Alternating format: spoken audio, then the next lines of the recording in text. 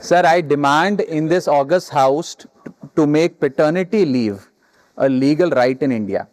Sir, हमारे देश में जब बच्चे का जन्म होता है तो बधाइयां माँ बाप दोनों को मिलती हैं, लेकिन जिम्मेदारी पूरी तरीके से माँ यानी कि मदर के हिस्से में डाल दी जाती है और हमारा सिस्टम केवल मैटरनिटी लीव को मान्यता देता है, रिकॉग्नाइज करता है। ये एक सोसाइटल फेलियर है जिसे हमारे लॉज रीइंफोर्स कर रहे हैं।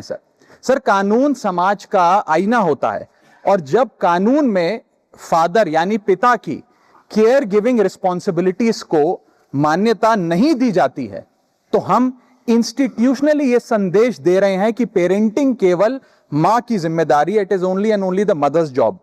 मैं ये मांग करता हूं कि पैटर्निटी लीव को लीगल राइट के रूप में मान्यता दी जाए। केयर गिविंग सिर्फ मां की जिम्मेदारी नहीं मानकर जेंडर डिवाइड को और गहरा नहीं किया जाना चाहिए।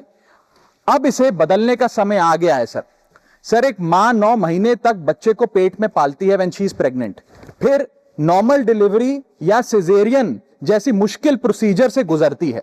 उसे मेडिकल केयर, दवाइयों के साथ साथ अपने हस्बैंड की फिजिकल, मेंटल और इमोशनल सपोर्ट की भी जरूरत होती है।